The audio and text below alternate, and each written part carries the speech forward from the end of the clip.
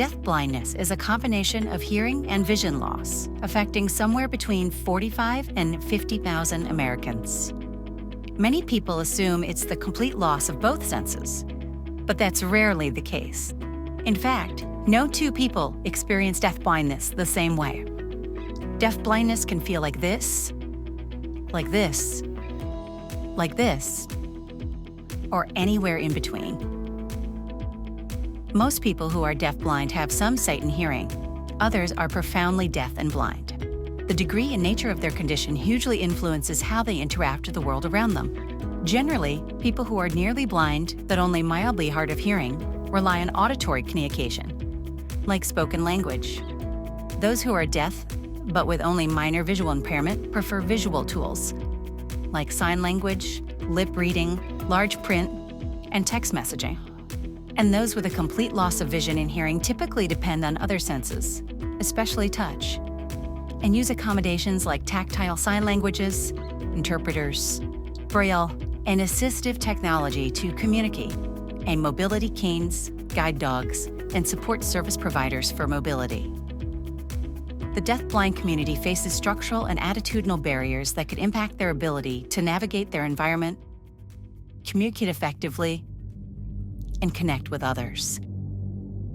The emotional and social consequences can be dire, including diminished opportunities, depression, and social isolation.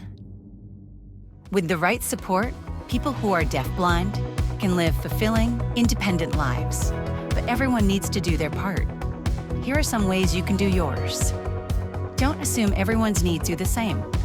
Understand and honor individual preferences and adapt your approach accordingly. Foster a comfortable, accommodating environment, in person and virtually, with good lighting and minimal distractions. Practice clear, active communication in every exchange. Use direct, concise language, eye contact, and nod to show you're engaged. Strike up a conversation. To get attention, gently touch the person on the arm and wait to be acknowledged. Don't assume they know who you are. Introduce new subjects and new people. In groups, speak one at a time and create opportunities for them to participate without interrupting others. And periodically check in to make sure they're following shifts in the discussion. Be open to touch and close proximity, even if it makes you uncomfortable at first. For many, it's the primary way they gather information, learn, and communicate. When walking together, offer your hand, elbow, or shoulder as a guide. Give tactile cues to inform them of your whereabouts, of any new arrivals, or if you move an object, like a glass of water or a chair. And before separating, lead them somewhere they feel safe, and never in an open space.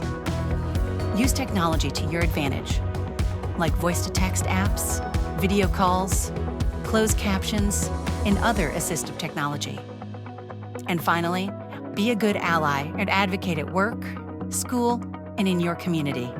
Together, we can increase awareness and inclusion for our deafblind community, so no one gets lost in translation.